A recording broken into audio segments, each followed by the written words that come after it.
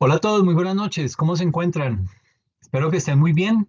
Eh, Les doy la bienvenida a esta sesión, la sesión número 2 de nuestro espacio académico denominado NIF, un espacio en donde el día de hoy vamos a abordar toda la temática de los inventarios. Un tema que es muy importante, un tema que es neurálgico para las organizaciones y lo vamos a empezar a analizar y a desmenuzar a lo largo de esta sesión y posiblemente de la siguiente. ¿Ok? Entonces, vamos a dar inicio a la sesión. Me permito apagar la cámara para poder compartir bien pantalla y poder interactuar con ella. ¿Ok? Gracias. Bueno, entonces, como les decía, vamos a ver todo lo que es el tema de los inventarios, pero unos inventarios desde la óptica de la norma internacional de contabilidad número 2. ¿Ok? La sesión está organizada de la siguiente manera. Vamos a hablar acerca de lo que es la definición y los métodos de valoración de inventarios. Vamos a hablar también acerca de lo que es el reconocimiento de los inventarios. Y por último hablaremos acerca de lo que es la medición de los inventarios. Hablaremos del costo, del valor neto de realización y todo lo que tiene que ver con el deterioro. ¿Ok? Recuerden, por favor, que habíamos hablado que mucho de lo que de los puntos que contiene el taller de la unidad número 2, pues digamos que se basan en con todo lo que tiene que ver con los inventarios. Entonces, mucho de lo que vamos a hablar el día de hoy, posiblemente la próxima sesión, les va a servir para el desarrollo de esa actividad. ¿Listo? Entonces, la invitación es pues más que todo que estén muy concentrados, prestando mucha atención a lo que vamos a exponer de aquí en adelante, con el propósito de tener todas las ideas muy claras y saber a qué nos vamos a enfrentar en ese taller. ¿Ok? Bueno, dicho eso, vamos a hablar, pues, arrancar por el comienzo. ¿Qué son los inventarios? ¿Ok? Mm, la NIC número 2 indica, bueno, no solamente la NIC 2, la norma internacional de contabilidad, sino que también la sección 13 del estándar para pymes, indican que los inventarios son activos. O sea, aparta de ese primer hecho. Los inventarios son unos activos que se adquieren con la finalidad de ser vendidos en el ciclo normal de las operaciones del negocio, bien sea en forma de materias primas o de productos en proceso de transformación para su posterior venta, bien sea en forma de materiales, puede ser también vendido como repuestos, como suministros, etcétera. También puede ser, digamos que esos inventarios se pueden utilizar para procesos productivos que están enfocados en qué? En ventas posteriores, ¿ok? Básicamente se consideran como inventarios bueno, se puede decir que los inventarios son activos que se mantienen para la venta, que los inventarios son activos que están en proceso de producción para la venta o que los inventarios son activos que se encuentran en forma de materiales o de suministros. Entonces, según la NIC 2, la Norma Internacional de Contabilidad 2 y la sección 13 del estándar para pymes, allí nos indican que los inventarios son activos que se adquieren para ser vendidos en el ciclo normal de las operaciones del negocio. Eso es básicamente lo que es inventario y lo que define el estándar internacional. Ahora, eh, desde el punto de vista de los costos, costos de producción, cuando ya estamos manejando inventarios y todo esto, eh, desde ese punto de vista, en los costos, se tiene unos inventarios de materia prima, se tiene que mirar cuál es su impacto a través de la transformación que se hace por medio de la mano de obra. Y por último, cuáles son esos costos indirectos de fabricación que hacen parte de la transformación de esa materia prima. Entonces nos dice aquí que todo producto tiene materia prima, mano de obra y costos indirectos de fabricación. El costo de los inventarios comprenderá la suma de todos los costos derivados de su adquisición y transformación. ¿Ok? Entonces, ¿qué quiere decir eso de que comprenderá la suma de todos los costos derivados? Suponga que nosotros estamos trayendo, mm, qué sé yo, cuero procedente de, madre, ¿de dónde traen el cuero? Bueno, digamos que es un cuero que viene de Italia. Entonces, para traer ese cuero de Italia, yo hice primero una negociación, me puse en contacto con los proveedores y pedí unas cotizaciones y escogimos a ese proveedor que está ubicado en Italia por la calidad del producto, por los precios, porque nos entrega más rápido, la razón que sea. Entonces, ¿qué hicimos? Yo me puse en contacto con ese proveedor en Italia y le dije, hombre, me interesa mucho el producto, yo lo quiero adquirir, necesito que ese material sea de muy buena calidad, de la calidad que usted me indica ahí en la página web y todo esto. Y con base en eso, hacemos la negociación. Entonces ya hacemos un contrato en donde pactamos una serie de condiciones. Parta del hecho que un contrato es un acuerdo mínimo entre dos partes. Entonces, tenemos ese acuerdo en donde esta persona, ese proveedor, me dice, listo, le voy a mandar, no sé, el cuero, ¿cómo lo miden? Si por kilo, por metro, bueno, digamos que lo miden por metro, y hay diferentes tipos de cuero. Entonces, vamos a traer 1000 metros de cuero de napa. No sé si eso existe. Entonces, vamos a traer mil metros de ese cuero. Y pactamos con este proveedor que ese cuero vale, qué sé yo, $50,000. ¿Listo? Entonces hicimos un contrato y le dije, bueno, yo le pago el 30% de esos 50,000 ya, para que usted me aparte esos 1000 metros de cuero de napa. Y luego miramos, cuando ya lo tenga listo, me avisa, usted me manda eso, cuando yo lo reciba, le pago el otro 30% y el 40% de saldo se lo pago a un mes. Entonces, hicimos el contrato, le pareció bien, no hay ningún problema y yo ya le consigné el primer 30%, que es el equivalente a $15,000.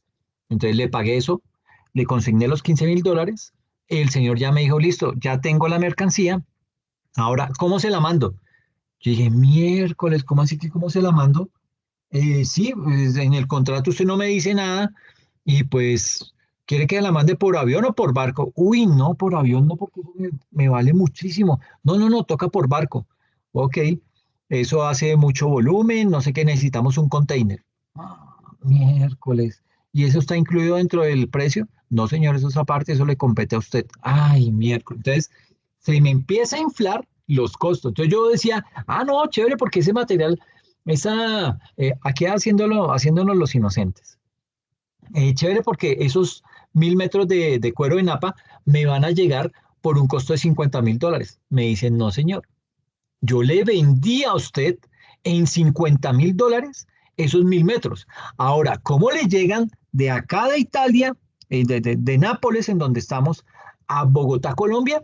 Es problema suyo, ¿sí? O sea, yo cumplo con llevarle esa mercancía, ponerla en el puerto y ya de ahí para adelante es su responsabilidad.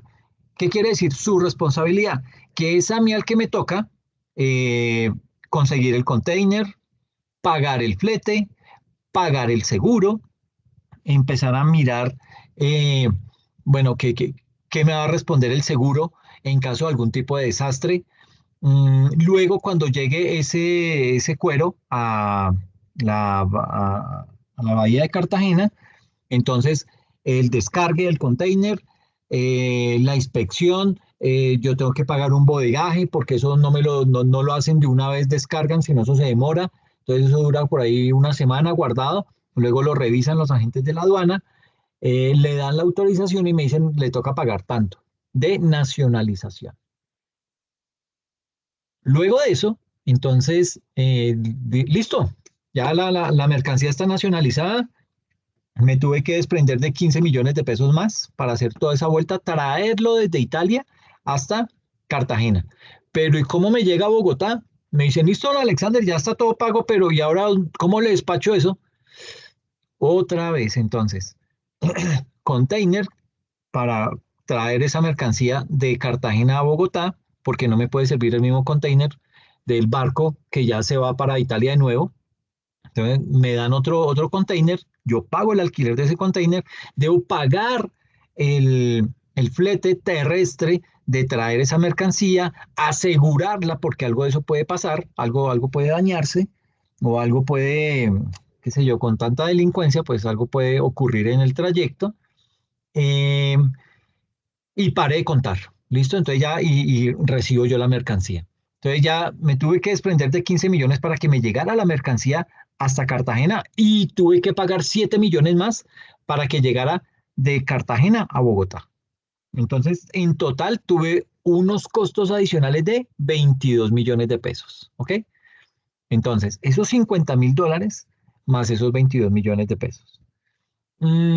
Diga que esos $50.000 a la tasa de cambio nos salió a 4.000 la tasa de cambio, entonces fueron 200 millones más 22 millones en arandelas, son 222 millones de pesos, lo que me costaron esos 1.000 metros de cuero de napa, pero ya los tengo aquí en mi bodega.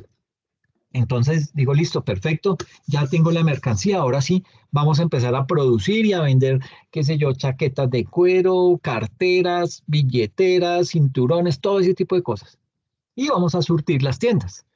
Eh, Básicamente, entonces, digamos que hasta ahí afectaré todo, puede que haya más arandelas, pero eso lo vamos a ver más adelante. Básicamente, eso es lo que tenemos, ya tenemos la materia prima, ¿cierto? Y esa materia prima me costó en total 222 millones de pesos. Y estamos hablando solamente de esto, este primer elemento, la materia prima. 222 millones de pesos. A esa materia prima yo tengo que transformarla, ¿sí? De pronto tengo que hacerle algún proceso de limpieza, tengo que empezar a mirar los moldes que tengo para hacer los respectivos cortes, luego coserlo. Entonces, eso implica una mano de obra. ¿Mm? Y aparte, debo contemplar los costos indirectos de fabricación. Entonces, la mano de obra para que me transforme ese cuero que está ahí, esos 1.000 metros de cuero de napa que tengo en un container, o bueno, que ya tengo en mi bodega, ¿cómo los voy a transformar en tantas chaquetas, en tantos bolsos, en tantos zapatos, en tantos cinturones, tantas billeteras, etcétera, etcétera? Entonces, ¿cuánto me vale eso?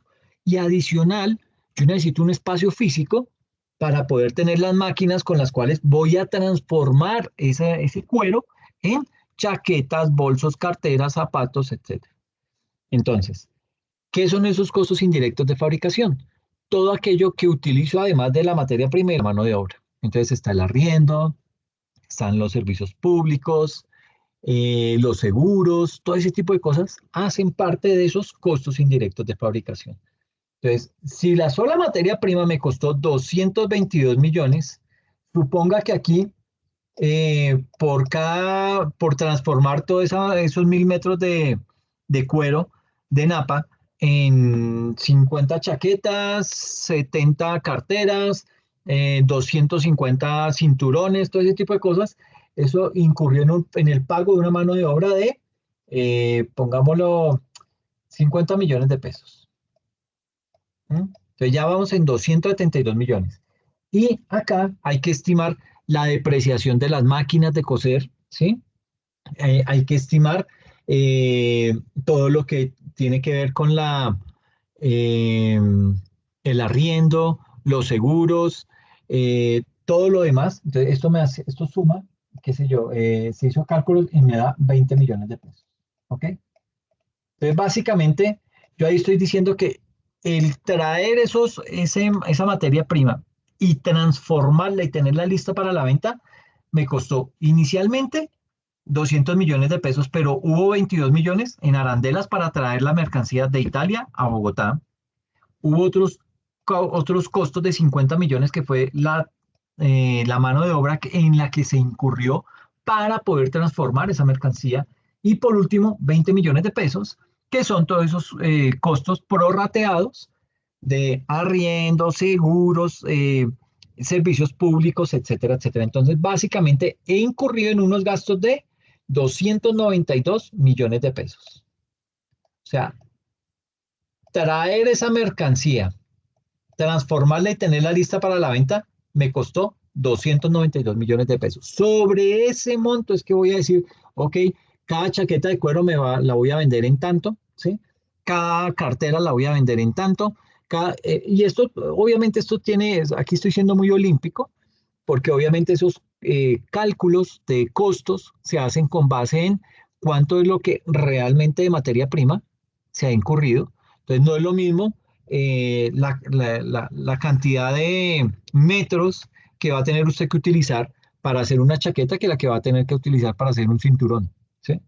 Y tampoco la mano de obra es la misma que incurre para hacer una chaqueta que para hacer un cinturón. Entonces, digamos que son dos cosas totalmente diferentes y eso hace que los costos se diferencien. No puedo yo coger olímpicamente y decir, 292 millones por, qué sé yo, saqué 50 chaquetas, 50 cinturones, 50 carteras, digamos que 250 productos. Entonces, 292 dividido 250 productos no es así. Eso se debe tener en cuenta el metraje y la cantidad de materia prima que yo estoy utilizando, cuánta mano de obra, y con base en eso debo prorratear, porque no es lo mismo los servicios públicos en los que incurro para fabricar una chaqueta que los servicios públicos en los que incurro para fabricar un cinturón. ¿Ok? Entonces, todo eso se debe hacer prorrateado para poder calcular y estimar correctamente cuáles son los costos de cada uno de los productos. Y con base en eso, luego sí se le determina la utilidad que queremos obtener. ¿Listo? Entonces, esto digamos que es un ejemplo muy básico, un ejemplo ahí muy traído de los cabellos, pero que ejemplifica todos los ítems en los que se incurre para eso. Ahora, eh, antes de esto, me voy a salir de acá. Suceden imprevistos. Imagínese que usted viene con la mercancía, ya la mandó traer y viene por mar, ¿ok? Imagínese esto. Cientos de millones de contenedores de carga que recorren los océanos del mundo, cada año, no todos llegan a salvo a su destino final. Quizás esto explique la pérdida de cientos o incluso miles de contenedores de carga en el mar, pero entonces nos quedamos con la pregunta: ¿qué sucede con los contenedores de carga, perdidos en el mar? Es un tesoro en el mar, que cualquiera puede buscar. La carga en el interior de los contenedores perdidos puede seguir apareciendo en la costa años después del incidente inicial. Enormes olas chocaron con el barco que transportaba contenedores de Lego en 1997. Hasta el día de hoy, se pueden encontrar cientos de ladrillos de Lego en las costas de Cornwall, Inglaterra. Te sorprendería saber que es ilegal llevarse cualquiera de los objetos que se encuentran en la playa, especialmente cuando son cargas de contenedores que han caído al mar en el pasado. Si se encuentra carga de contenedores de carga que cayó por la borda, debe ser reportada, ya que el contenido aún pertenece al cargador, o si se presentó una reclamación y se resolvió, a la compañía de seguros. Los contenedores que se pierden en el mar representan una amenaza para la navegación y otros aspectos de la vida oceánica. En muchos casos, los contenedores se utilizan para almacenar productos químicos u otras mercancías potencialmente peligrosas, que pueden afectar gravemente el entorno circundante. Los contenedores pueden contener una variedad de cosas, además de productos químicos que son preocupantes desde el punto de vista ambiental.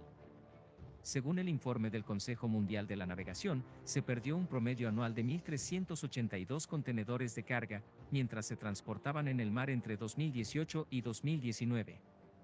Un segundo aumento ocurrió entre noviembre de 2020 y abril de 2021, cuando se estimó que aproximadamente 3.000 contenedores se perdieron en el Pacífico Norte, debido a 5 incidentes distintos. Eso equivale a tener el doble del promedio anual. Entonces, ¿qué está pasando exactamente aquí? Perdón.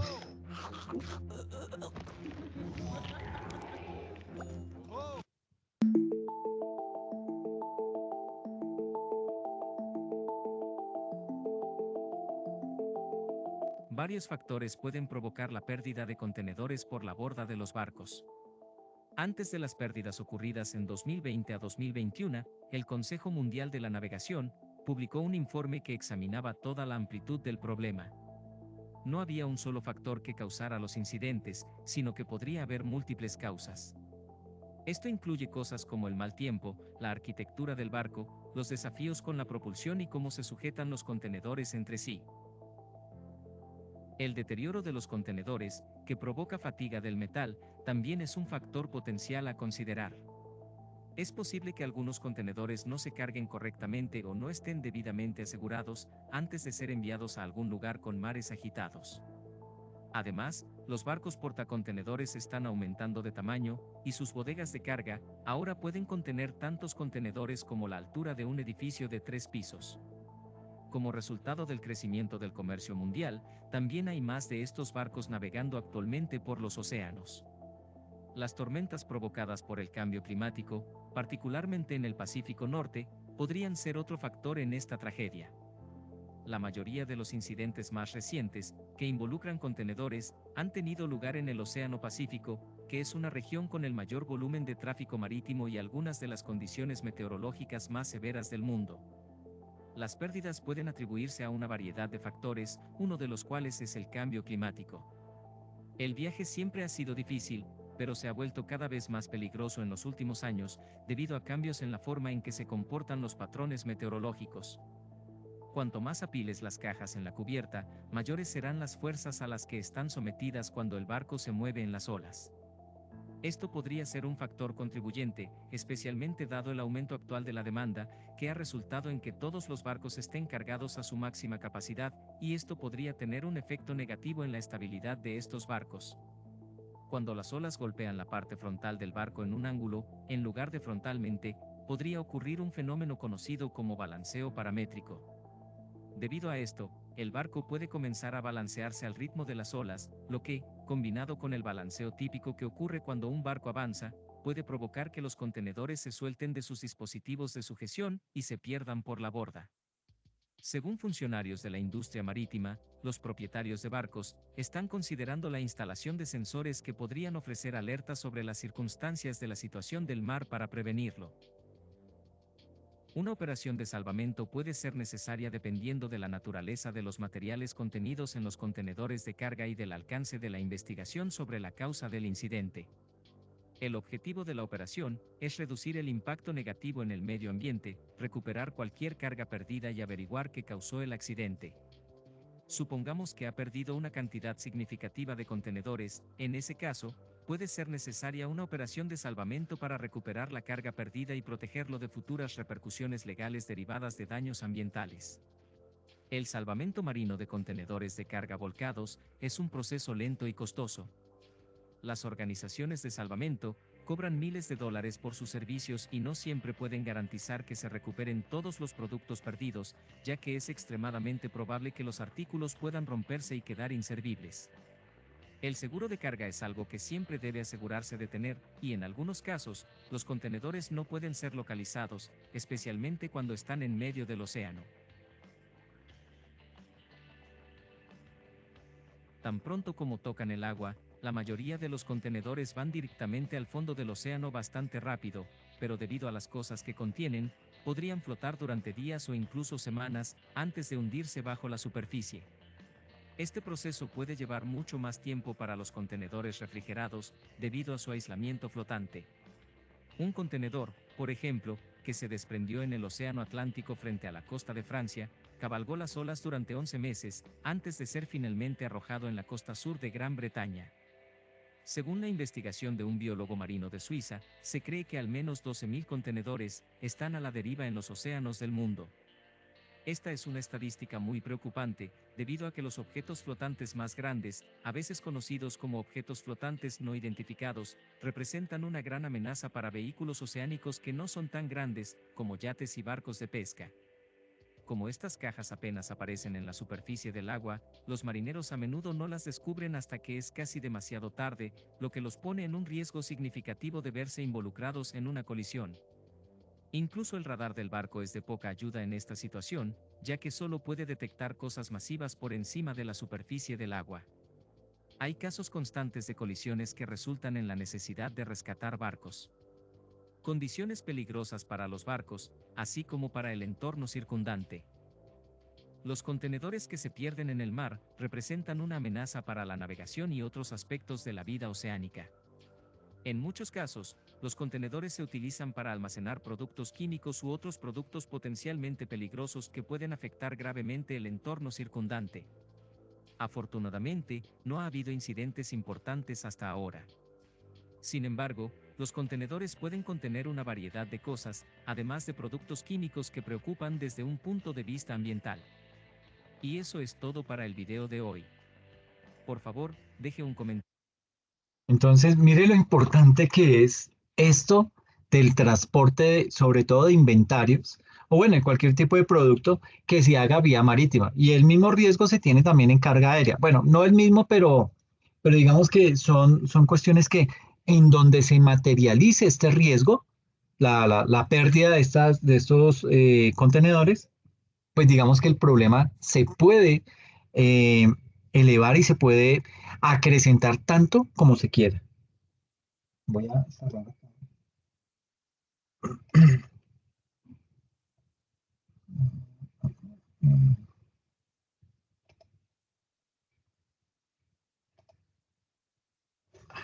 Espérenme, es que esto me falla.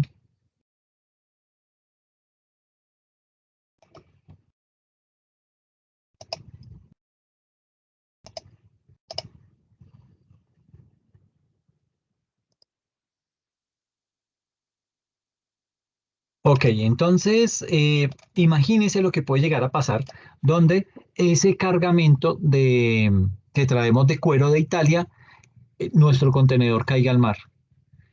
¿Cómo medimos eso? ¿Cómo podemos hacer que por ese accidente mi empresa no tenga que parar, mi empresa no tenga que incurrir en el pago de costos fijos sin tener ningún tipo de ingreso ni cosas de esas? ¿Por qué? Porque pues muy seguramente vamos a tener que entrar en un dilema o a dirimir contra la agencia aseguradora para que nos responda acerca de la pérdida de ese contenedor en aguas, por lo general es en aguas internacionales. Entonces, eso, pues digamos que puede llegar a traer a tener unas consecuencias muy impresionantes y sobre todo a nivel de costo, nos puede llegar a jugar una muy mala pasada. Entonces hay que poder identificar ese riesgo y poder analizarlo para poder luego gestionarlo y de esa manera poder tener las cosas muy claras para poder identificar qué es lo que nos está pasando y qué puede llegar a ocurrir con en el caso en que se materialice ese riesgo. Entonces, volviendo a y cerrando ese paréntesis de los contenedores en el mar, eh, tenemos que indicar que los inventarios, obviamente, pues son un componente muy importante en las entidades o en las empresas comercializadoras, en las empresas industriales, en las empresas manufactureras, en las empresas de servicios, en todo juegan un papel muy importante los inventarios.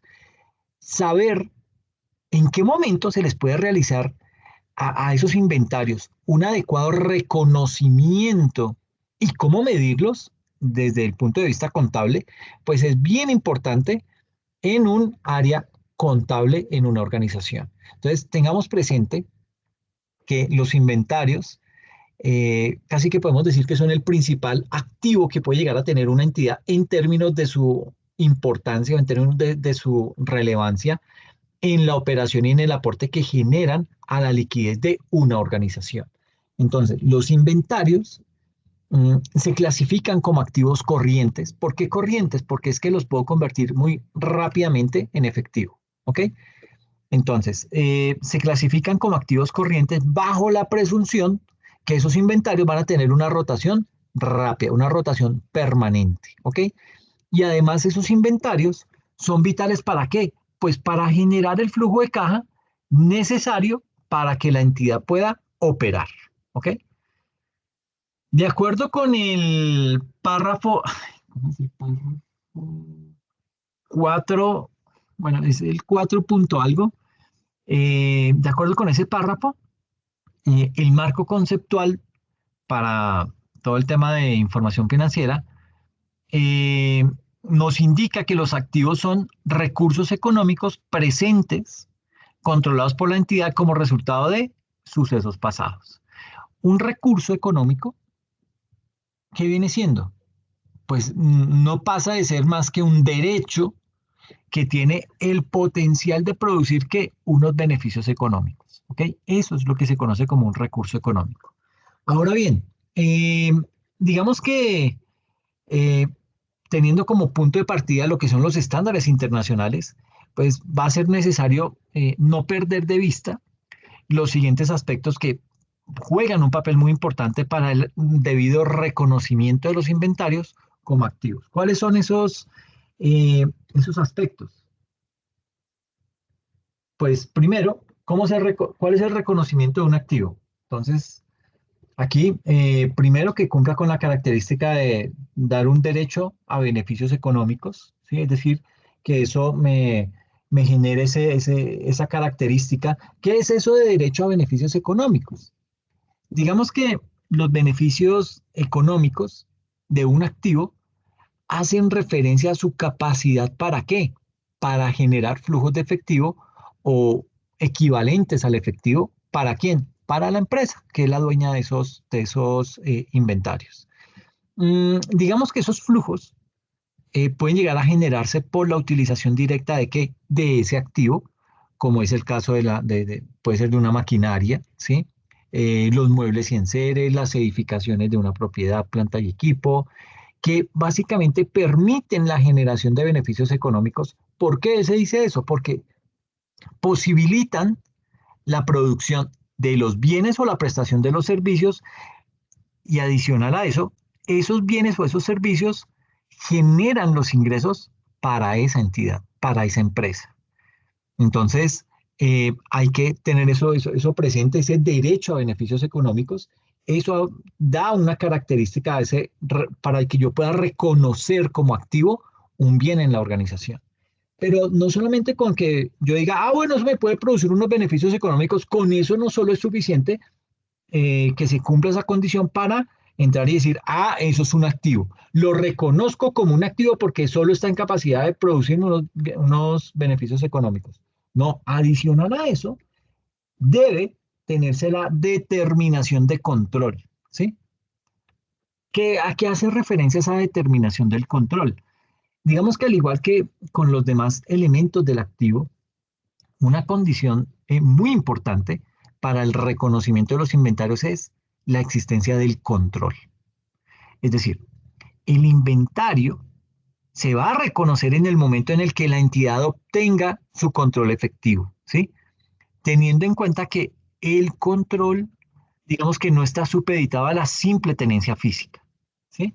Ahí hay que mencionar que dado que la recepción del inventario en las bodegas de la compañía no es necesariamente un indicador de sostenimiento del control sobre esos bienes y que además la situación contraria pues tampoco es determinante para el no reconocimiento. O sea, el hecho que yo no tenga los inventarios en mi poder, como decíamos, uno los puede considerar como inventarios en tránsito, ¿sí? Son inventarios, no los tengo en mi poder, pero yo pagué. Entonces yo eso los llevo, los voy contabilizando, los voy reconociendo como unos inventarios en tránsito, ¿ok? Entonces, el hecho de no tenerlos no significa que no los voy a reconocer. Los debo estar reconociendo, ¿ok? Solo que bajo esa característica. Entonces, como les decía, eh, el tema de no tener el inventario en propiedad no significa que yo no lo esté controlando, ¿sí? Entonces, eso, digamos que es una característica que no me puede permitir no reconocer ese bien dentro de la organización.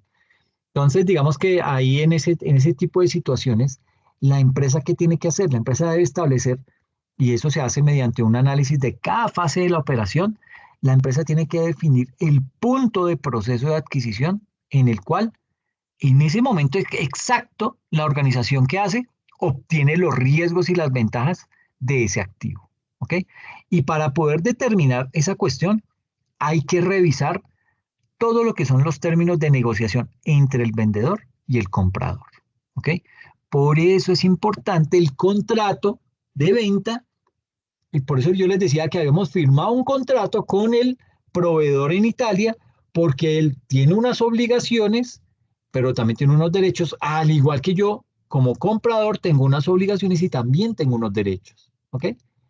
Y eso es lo que me configura que yo ya pueda reconocer ese tipo de activos dentro de mi organización. Otro aspecto importante acá es la exposición a riesgos y lo veíamos ahorita en el trayecto marítimo, ¿ok? Digamos que al hablar de activos, se debe también considerar eh, la gran cantidad de riesgos, pero bueno, no solamente los riesgos, sino también los beneficios que están asociados a esos activos. Y digamos que para poder determinar en medio de una negociación, la parte, digamos que esa parte entre las entidades involucradas en el negocio, para poder identificar en medio de una negociación la parte que debe reconocer el inventario, ¿qué hay que hacer? Hay que establecerse el grado de exposición a riesgos y el nivel de control sobre los beneficios. Es decir, digamos que la entidad que ostente o la entidad que asume la mayor cantidad de riesgos y la mayor cantidad de ventajas es la que debe reconocer el activo. ¿Ok? Ahora bien, puede que se dé algunos casos en donde posiblemente varias entidades tengan riesgos y ventajas sobre los mismos activos. En ese tipo de escenario, cada una de las empresas va a reconocer la parte del activo sobre la cual tenga riesgos y ventajas. ¿Ok? Pero eso es muy a criterio de cada organización. Ahora, esos riesgos que están asociados a un activo son, entre otros, riesgo de pérdida, robo, incendio, terremoto. Hay otros que se denominan, se me fue el nombre de esos. Azonada, conmoción civil o conmoción popular, en fin, esos son riesgos de pérdida, ¿sí? Que están asociados a un activo. También tenemos lo que son las pérdidas por disminución en los precios del mercado, en donde se cotiza ese bien, ¿ok? Por ejemplo, el petróleo, ¿sí? El petróleo en época de pandemia llegó a estar en valores negativos, imagínense. Hoy en día está bueno, no sé en cuánto estará, creo que en $80 el barril, pero en pandemia nadie quería encartarse con petróleo porque pues no había movimiento, no había consumo, no había nada.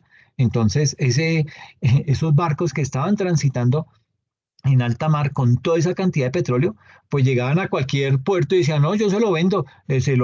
Ja, ¿yo para qué? Yo no necesito ahorita petróleo.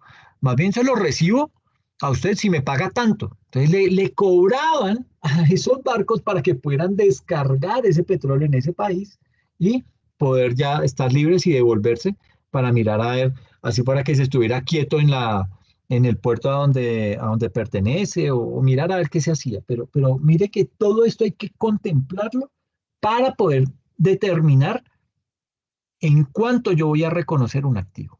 Bueno, más que en cuánto, es qué factores son los que inciden en reconocer un activo al interior de la organización. Y el último, no por eso es menos importante, una medición fiable. Es decir, solo vamos a poder reconocer en nuestra contabilidad, lo cual se va a ver luego reflejado en los estados financieros, aquellos activos que puedan medirse con fiabilidad. De ahí que si ese criterio de fiabilidad no se cumple, básicamente la partida hay que revelarla en los estados financieros, pero no incluirlo con una medición que pueda, digamos que, sobrevalorar o que en algunos casos pueda llegar a subestimar el importe de los activos. Este es el caso, por ejemplo, de las marcas generadas internamente en las organizaciones, que no puede, digamos que reconocerse porque generalmente no es posible determinar el valor por el cual puedan llegar a venderse. ¿Ok? Entonces, hablemos ahora, ya digamos que esos son los factores que inciden en el reconocimiento, pero una vez yo ya tengo el reconocimiento configurado en la organización de ese tipo de activo, ahora paso a realizar una medición, ¿ok? Y esa medición se mide en dos momentos de tiempo diferentes. Una medición inicial que va de la mano con el reconocimiento y una medición posterior que se hace o bien cuando venda ese activo o cuando haga el cierre del periodo contable, es decir, a 31 de diciembre de ese año. ¿Ok? Entonces, esa medición inicial, digamos que para poder realizar esa medición, eh, las entidades que están clasificadas en el grupo 2 de pymes, esas empresas deben cumplir las indicaciones que están descritas en el anexo 2 del decreto 2420 que se hizo, ay, se me olvida, yo soy malísimo para los años. Bueno, en el decreto 2420 les encargo, por favor, busquen ese año. Si alguien lo tiene por ahí, puede googlearlo, se lo agradezco. Entonces, digamos que esas, eh, esas empresas que están catalogadas como Grupo 2, esas empresas deben cumplir las indicaciones que aparecen descritas en ese anexo 2 del decreto 2420. Y digamos que ahí en la sección 13, que es la específica de inventarios, allí se aborda el tema de precisamente de los inventarios y se establece que para el reconocimiento inicial de los elementos que conforman esa categoría de inventarios, la empresa debe realizar una medición sobre qué, sobre el costo. ¿Ok? Entonces ahí viene lo que es la asignación del costo a los inventarios. Sucede que para poder asignar el costo a los inventarios, el estándar internacional validó la incorporación de la totalidad de los costos que se deriven de la adquisición y de la transformación de esos inventarios y adicional a eso, permite también que todos aquellos otros costos en los que se incurra para acondicionarlos y ubicarlos con fines de venta o de utilización también serán un mayor valor de esos inventarios. ¿Ok? Entonces, así se asigna el costo a esos inventarios. Y viene otro aspecto importante que es el costo de medición. Entonces, allí en ese costo de medición, lo que se hace es que se indica que la medición de los inventarios puede involucrar tres tipos de costos: los costos de adquisición, los de transformación y otros costos generales, y eso se hace de la siguiente manera. Entonces, en los costos de adquisición, ¿qué se tiene en cuenta? Pues básicamente se contempla allí, en ese tipo de costos, el precio de compra, ¿sí? Más los aranceles de importación, más los impuestos no recuperables, más el transporte, menos los descuentos, menos las rebajas, ¿ok? Entonces mire que hay unos que suman y hay otros que restan, ¿ok? Y aquí se habla específicamente de los impuestos no recuperables. ¿Por qué? Porque si usted tiene que pagar el IVA al momento de comprar esos bienes, ese IVA usted no lo puede agregar dentro de estos costos de adquisición porque usted va a decir, ah, no, pero eso fue un mayor valor. Ajá, no lo puede meter ahí. ¿Por qué? Porque ese IVA usted después lo va a recuperar, ¿ok? Por eso se habla de unos impuestos no recuperables. ¿Qué es un impuesto no recuperable? Por ejemplo, el impuesto de nacionalización. Usted no lo va a recuperar, entonces inclúyalo ahí. O ese es un mayor valor, es un costo de adquisición que le suma a ese costo de los inventarios, ¿ok? Luego viene lo que son los costos de transformación, que es básicamente contemplar la mano de obra directa y los costos indirectos de fabricación, tanto los fijos como los variables, según la distribución diseñada. Y por último, se tiene lo que son los otros costos generales, que son todos los demás costos asociados en los que se haya incurrido para disponer en adecuada condición y ubicación los bienes en particular. A eso hace referencia a esa medición inicial. ¿Ok? Ahora bien, dicho esto de la medición inicial, mmm, miremos un ejercicio como para tener un panorama un poco más eh, completo acerca de la situación que se está viviendo, entonces, de los inventarios. Entonces, miremos este caso. Nos dice que la empresa Intelecto S.A. realiza la importación de computadoras con los siguientes gastos. Entonces, el precio de la mercancía en total vale $60,000. ¿Listo?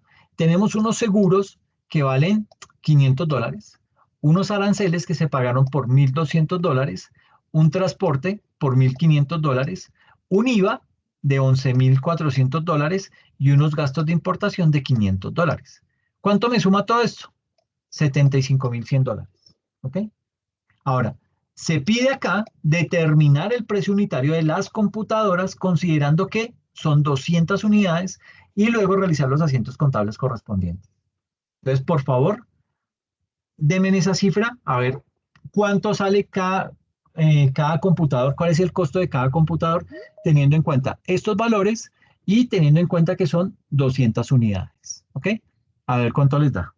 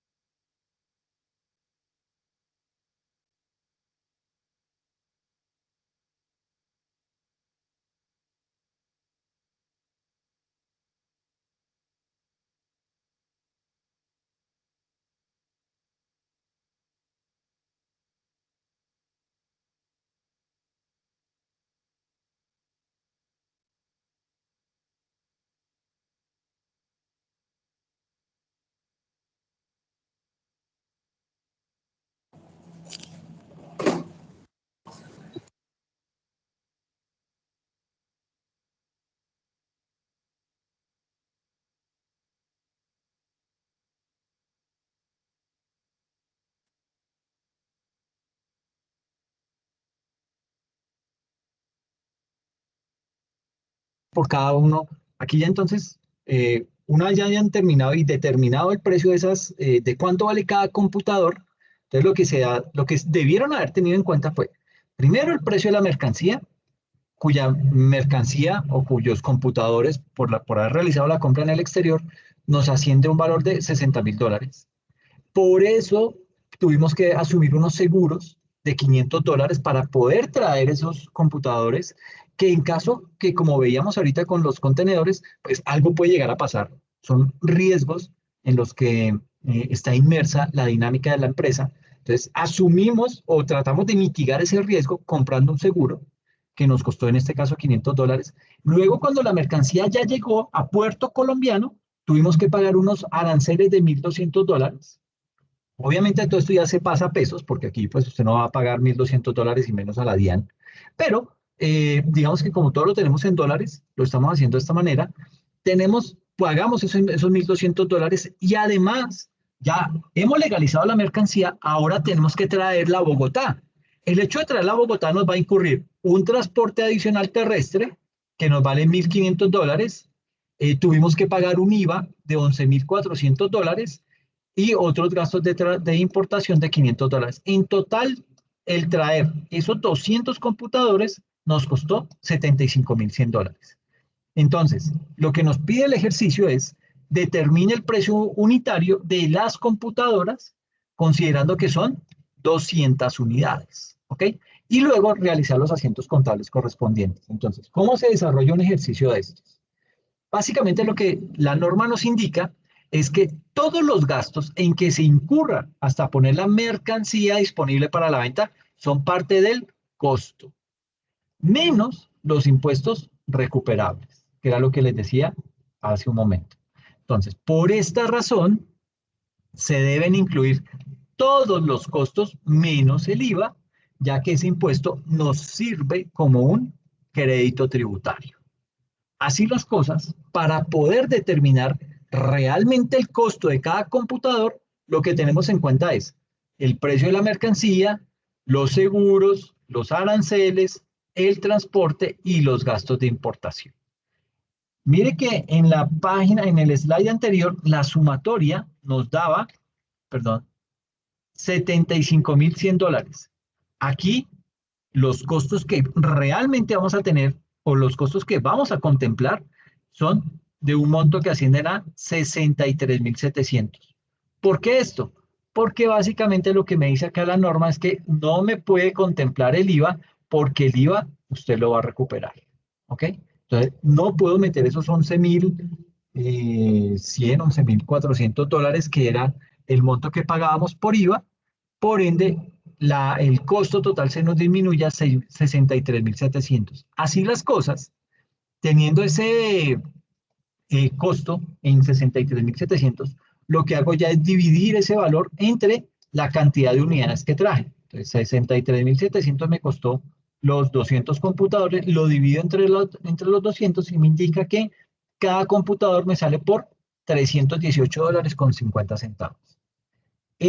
Así se saca el cálculo por unidad de algún tipo de inventario que vamos a manejar en la organización.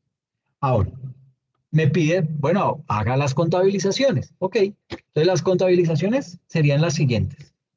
Primero, tengo que registrar porque, como les explicaba ahorita, el hecho de que yo no tenga en mi poder los inventarios, en este caso, que no tenga en mi poder los computadores, no implica que yo no los vaya a reconocer, ¿sí? Por eso se habla dentro del estándar internacional de la base del devengo. Entonces, no tengo todavía los computadores, pero yo ya tengo que registrarlos y los voy a registrar en mi contabilidad como unas importaciones en tránsito. ¿Por cuánto? Por el total de lo que me valen, 63.700. En este momento debo registrar el IVA, que aunque no es un mayor valor del inventario, lo debo registrar. ¿Por qué? Porque se lo tengo que trasladar al comprador, ¿ok? En este caso son $11.400. ¿Cuánto me costó esa transacción? En total, $75.100 y eso va directamente a proveedores, ¿ok? Entonces, este es el asiento contable número 1, ¿listo? ¿Qué viene después? La transferencia de la importación en tránsito de inventario, es decir, ya cuando recibo los inventarios, cuando ya no tengo en mi poder los inventarios, entonces lo que hago es los saco de tránsito y los llevo directamente a inventarios. Entonces ya lo denomino inventarios computadoras por 63.700, ya me olvido del IVA, ¿ok? Contra importaciones en tránsito por 63.700. Y ya pasé los inventarios de estar en tránsito a tenerlos realmente en mi poder y control. ¿Listo? Ese sería el segundo asiento contable. Y luego, bueno, miremos este otro ejercicio. Nos dice, determina el costo del inventario cuando existe una producción normal. Y aquí vamos a empezar a jugar con muchas cosas. Hay que tener en cuenta que las organizaciones deben estar en capacidad de estimar cuándo es una capacidad, cuándo están produciendo al máximo tope, cuándo están produciendo en términos normales y cuándo están produciendo en términos anormales. ¿Por qué? Porque eso tiene una afectación dura a nivel de costos indirectos de fabricación. y ya se los explico. Entonces, aquí en este caso, nos dice, no, tranquilo, tenemos una producción normal, o sea, no hay ningún inconveniente, estamos dentro de los promedios. Nos dice, la empresa fabrica un producto y ese producto le ha originado los siguientes costos para 100 unidades, que es la producción normal, ¿ok? Entonces, hasta ahora todo va bien, no tenemos ningún inconveniente, digamos que estamos dentro de los márgenes de producción. Entonces nos dice que por materia prima se están consumiendo, ay, perdón, se me fue, aquí, perdón. Eh, Nos está indicando que por materia prima nos tiene un costo de $12,000. La mano de obra, porque ya estamos hablando de todo un sistema de costos al interior de la organización en donde tenemos un inventario de materia prima, tenemos que transformar esa materia prima para lo cual necesitamos mano de obra y adicional a eso necesitamos costos indirectos de fabricación, arriendos, seguros, servicios públicos, en fin. Entonces tenemos estimada lo que es la materia prima en $12,000, la mano de obra estimada en $16,000 y unos costos indirectos de fabricación estimados en $9,000. ¿Cómo están clasificados esos $9,000?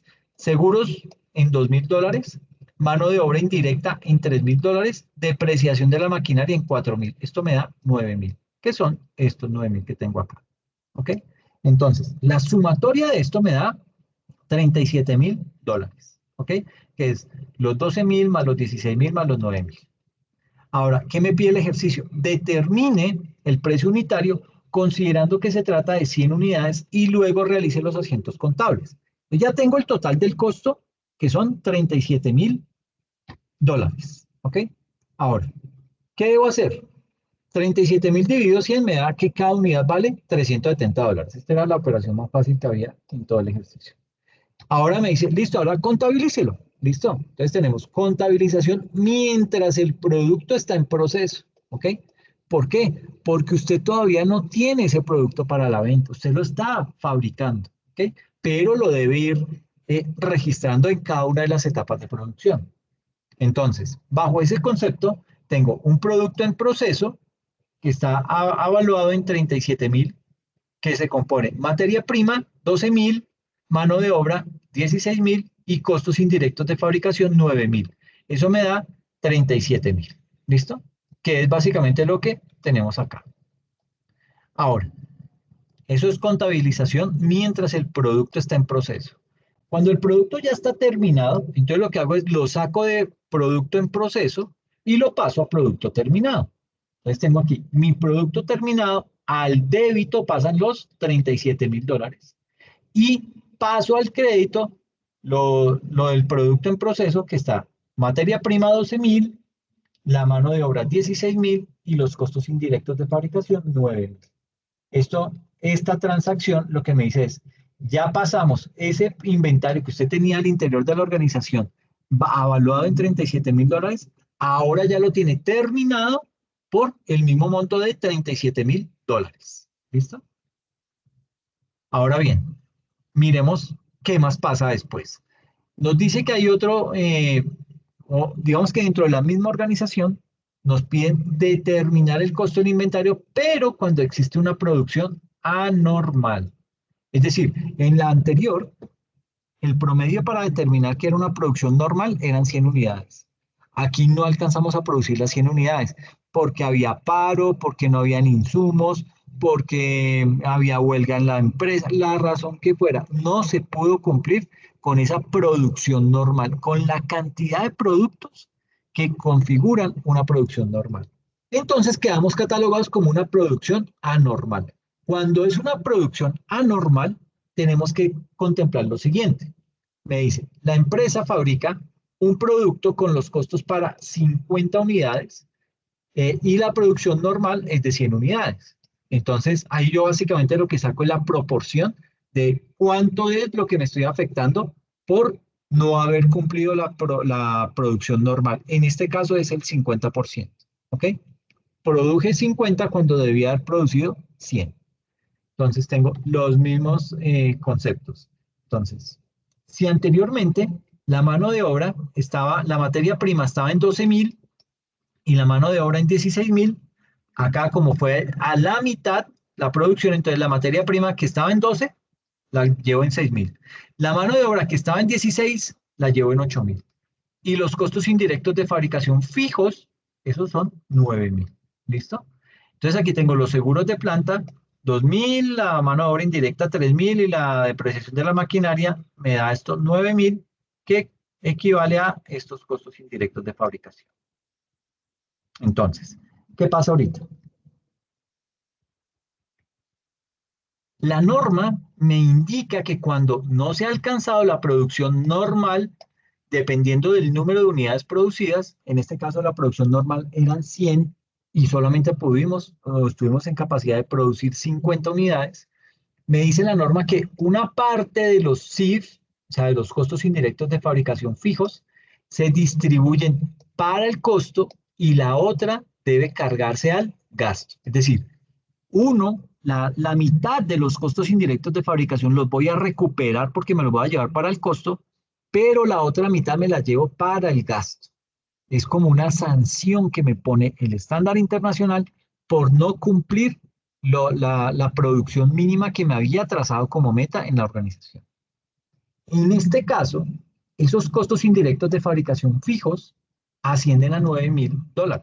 Y como la producción normal es de 100 unidades y solo se lograron 50 unidades, quiere decir que estos 9.000 los voy a transformar en la mitad, en el 50%, que equivalen a $4.500.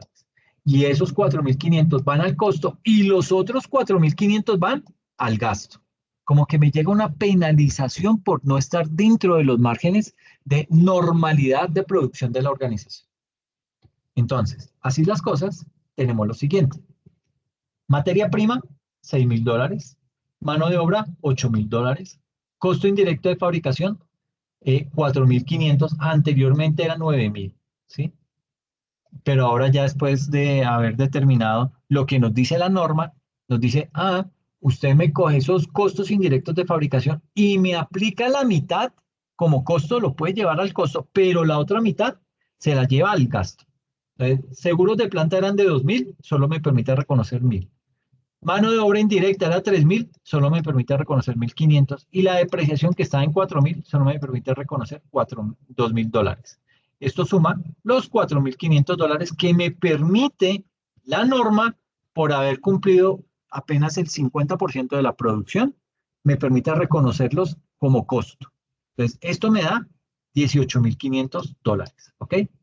Por ende, el costo unitario es $18.500 el costo total de los inventarios sobre 50 unidades que pudimos producir. Eso me da $370 por unidad. ¿Ok? ¿Qué pasa ahora? Entonces, voy a hacer la contabilización de esas operaciones. Lo primero, entonces tengo el producto en proceso que lo conforma materia prima, mano de obra y costos indirectos de fabricación. Eso me da los 10.500, los $18.500 contra unas cuentas varias, ahí por $18.500. O sea, ya tengo el primer asiento contable. La contabilización de la parte de lo que debe registrarse en gastos, porque aquí ya apenas registré la mitad de los costos indirectos de fabricación fijos, me los llevé al costo, pero la norma me dice, pero los otros 50 usted se los lleva al gasto, entonces lo debo dejar registrado en la contabilidad. ¿Cómo lo contabilizo? Gastos indirectos de fabricación fijos, gastos ya no son costos indirectos, sino gastos indirectos de fabricación fijos por 4.500 al débito contra unas cuentas varias de $4.500. ¿Ok? Ahí queda registrado el gasto del 50% de los costos indirectos de fabricación y el otro 50% que me lo reconoce la norma como costos. ¿Ok? Ahora, hago lo que es la contabilización del producto terminado de esas 50 unidades. Me dice productos terminados, 18.500 contra materia prima, 6.000, mano de obra, 8.000 y costos indirectos de fabricación, 4.500. ¿Ok? Entonces, así quedaría esa contabilización de ese tipo de ejercicios. ¿Ok? Ahora, dentro del tema de inventarios, viene un aspecto muy importante que es todo aquello que se denomina los descuentos por volumen. ¿Ok? Para esos descuentos por volumen, digamos, aquí tenemos que remitirnos a la norma porque el párrafo 13.6 del estándar para pymes establece los requerimientos que se deben tener en cuenta para poder calcular el costo de los inventarios en los siguientes términos. Nos dice, el costo de adquisición de los inventarios comprenderá el precio de compra, los aranceles de importación y otros impuestos, entre paréntesis, que no sean recuperables posteriormente de las autoridades fiscales. También debemos contemplar el transporte, el manejo y otros costos directamente atribuibles a la adquisición de mercaderías. Bueno, no solamente mercaderías, pueden ser también materiales y servicios. Y nos indica y subraya los descuentos comerciales, las rebajas y otras partidas similares se deducirán para determinar el costo de adquisición. ¿Ok? O sea, no voy a contemplar ni los descuentos que me dan, ni las rebajas, ni partidas similares. Eso se va a, digamos que eso se va a determinar dentro de ese costo de adquisición. Ahora, esto tiene muchas arandelas. ¿Por qué? Porque es que básicamente esos descuentos por volumen los hay de todo tipo, ¿ok? Pero antes de meternos con eso, tenemos que decir que en algunos casos, aquellos proveedores de materias primas o aquellos proveedores de productos terminados, ¿qué hacen? Ellos le ofrecen a sus clientes algún tipo de beneficio, algún tipo de retribución por alcanzar unas metas en compras. Por lo general, esas metas se las trazan para un periodo de un año. Entonces les dicen, mire, le dice el proveedor a los clientes, dice, mire, señores clientes, si usted quiere tener un descuento del 10%, usted tiene que comprarme por lo menos a lo largo de este año 50.000 unidades. ¿Ok?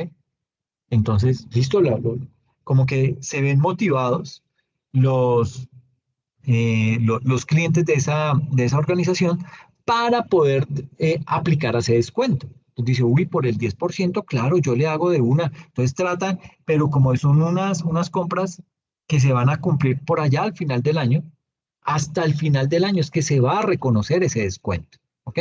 Entonces, ese tipo de beneficios o ese tipo de retribuciones que dan los proveedores, que a veces toman forma de descuentos directos ¿a qué? A los saldos por cobrar a un cliente, pero también hay que tener en cuenta que a veces toman o a veces existen otras ocasiones, en algunas otras ocasiones lo que se hace es que se entrega es mercancía, o sea, no se le da el descuento, sino que se le da mercancía que equivale al monto de ese descuento. Eso termina afectando el costo de los productos adquiridos por quién, por nosotros como los clientes. Entonces, básicamente aquí la norma nos indica el momento en el cual debe reconocerse esos descuentos en la contabilidad de quién, de nosotros como los compradores. ¿Ok? Y hay que tener en cuenta el ejemplo 13 del módulo 13 del material de formación para pymes. Está dentro de uno de los contenidos que yo les publiqué. Entonces ahí está ese ejemplo 13 del módulo 13. Básicamente, digamos que nos permite ese ejemplo concluir que la entidad compradora, la entidad que compró esos bienes, debe estimar si va a alcanzar la meta de compras para hacerse acreedora al descuento. En caso que eso se logre hacer, hay que reconocer el descuento desde las primeras compras. ¿Ok? De lo contrario, reconocerá los descuentos en el momento en el cual haya alcanzado los montos requeridos para obtenerlos. En ese momento en que se cumple la meta, usted tiene como obligación registrar ese descuento inmediatamente. Así no se lo hayan dado todavía, no esté materializado, pero ya lo puede aplicar. ¿Ok?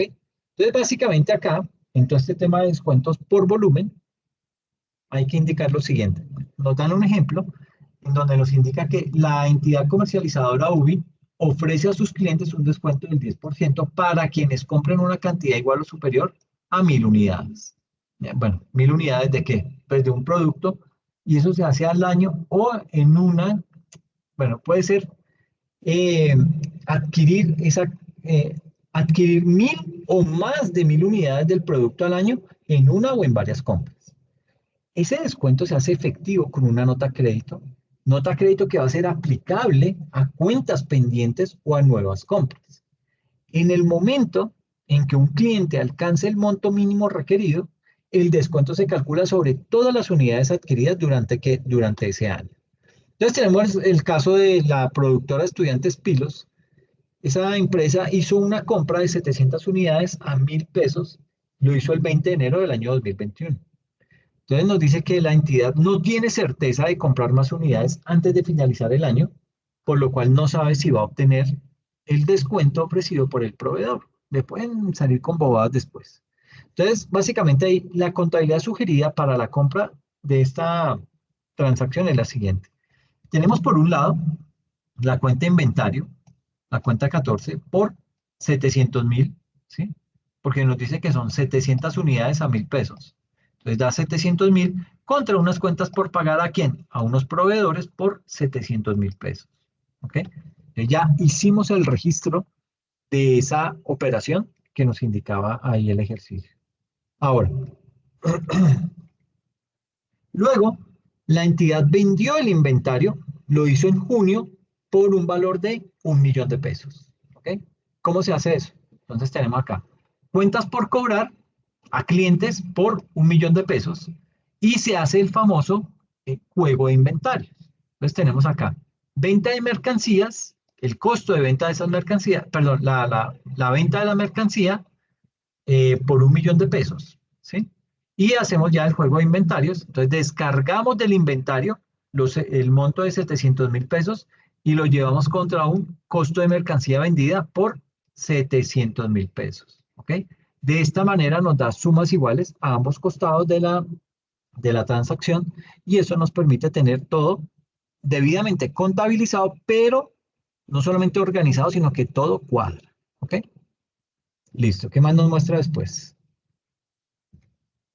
Nos dice que el 17 de septiembre del mismo año, entonces mire, nótese que ya habíamos comprado 700 unidades y el descuento aplica cuando lleguemos a 1000, pero tenemos que hacer las compras a lo largo del año.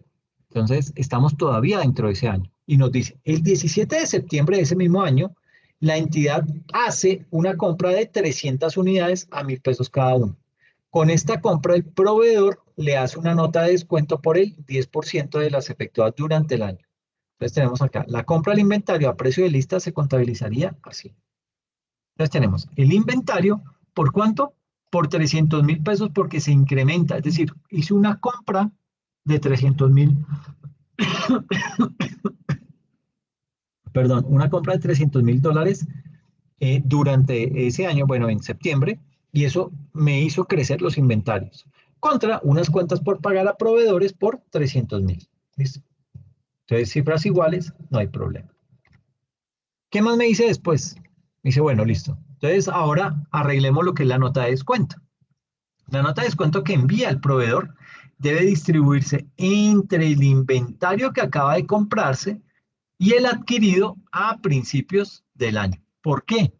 Porque gracias a ese cúmulo con esas dos compras, obtuvo el descuento. Por lo tanto, la norma me dice, ok, ahora distribuya ese descuento en la cantidad de facturas que tuvo que emitir, que tuvo que adquirir para poder tener esa cantidad de inventario. Entonces, nos dice que dado que el primer inventario ya fue vendido, parte de ese descuento se reconoce como un menor valor del costo de venta. Es decir, yo ya vendí el inventario que compré en enero, ya no tengo nada, pues ¿cómo le voy a aplicar ese descuento que me está dando el cliente? El proveedor no lo puedo aplicar. Entonces, lo que se hace es lo siguiente. Tenemos, la distribución es la siguiente. Primera compra, el costo fue de 700.000 y tuvimos un descuento del 10%. Entonces, eso indica que es un descuento por 70.000. ¿Ok? Y la segunda compra, bueno, perdón, aquí entonces me dice, a nivel de compras tenemos la primera compra y la segunda compra. La primera compra nos costó 700, la segunda 300 y tuvimos un descuento del 10%. Entonces, me dice la norma, distribuya ese descuento en la cantidad de facturas que tuvo que adquirir para poder llegar a esa meta. Entonces, el descuento del 10% de 700.000 es 70.000 y el descuento del 10% de 300.000 es 30.000. ¿Ok? Hasta ahí, todo fácil. Luego, tenemos que realizar los asientos contables. Entonces me dice la contabilización sugerida es la siguiente. Tenemos por un lado las cuentas por pagar a proveedores en 100.000, ¿sí? Y eso me afecta mis inventarios en 30.000 y en el costo de mercancía vendida de 70.000. ¿Por qué el costo de mercancía vendida? Porque yo ya vendí esa mercancía, ¿ok? Esto yo ya no lo tengo en mi haber, ¿sí? Tengo que aplicar los 70.000 correspondiente al 10% de descuento que me dio el proveedor. ¿Listo? Eso es lo que me dice la norma. Distribúyalo en cantidades proporcionales a lo que fue la compra. Luego, bueno, me dice aquí, ojo, esta transacción genera impuesto diferido si a la fecha de corte de los estados financieros el proveedor no ha emitido la nota de descuento. Entonces, hay que tener en cuenta esto para evitar caer en el impuesto diferido por este tipo de transacciones. ¿Listo? Bueno, ¿qué más se hace? Bueno, ahí digamos que el tema de esta distribución de ese descuento queda de esta forma. Obtuvimos un descuento del 10% de 1.000.000 de pesos que hicimos de compra, nos otorgaron el 10% que equivale a 100.000 y me dice la norma, ok, ahora esos 100.000 distribúyalo entre cada una de las facturas o entre cada una de las compras que hizo a lo largo del año para adquirir ese descuento. Aquí el secreto o la condición, básicamente, la cascarita del ejercicio estaba en que todo el inventario de la primera compra que hicimos ya lo habíamos vendido. O sea, no teníamos cómo aplicar ese descuento a los inventarios, sino que nos tocó aplicar ese descuento fue al costo de la mercancía vendida directamente. ¿Por qué? Porque ya habíamos vendido esa mercancía. ¿Ok? Así las cosas, entonces lo que nos queda es acá los sistemas de control de inventarios. ¿Sí? Vamos a hablar cuáles son los sistemas de control que tenemos. El sistema de control de inventarios que trae el estándar internacional, que es un sistema de inventario periódico o juego de inventario, que fue más o menos lo que hicimos en los ejercicios anteriores, y el sistema de inventario permanente o perpetuo. Ahí pues entraremos a analizar cada uno de ellos, cómo se comporta, cuáles son los métodos de valoración de inventarios, ¿sí?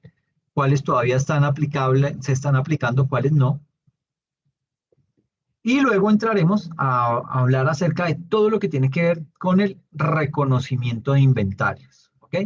Reconocimiento que pues hablaremos de él, pero básicamente nos centraremos en eh, ejercicios para poderlo explicar, ¿listo?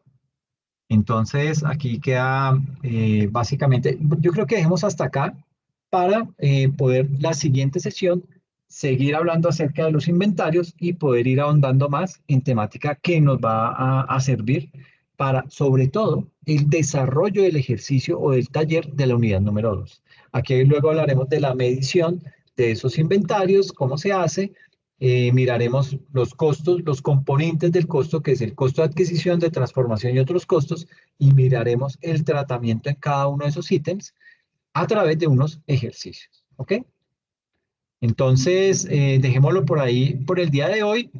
Les recomiendo que tengan presente esta sesión para el desarrollo de los talleres y todo lo que lo que hay que entregar. Eso ya hay que entregarlo la siguiente semana, de este domingo en 8. Entonces, como para que lo vaya preparando y de igual manera poder ir estudiando el material que se tiene con el propósito de, pues, ir preparando lo que es el examen. ¿Ok? Ay, hola, Marco, no me había dado cuenta que estabas por acá. ¿Llegaste hace rato? Sí, me tardé un poco porque estaba en el médico, pero pude lograr Ay, ver los ejercicios.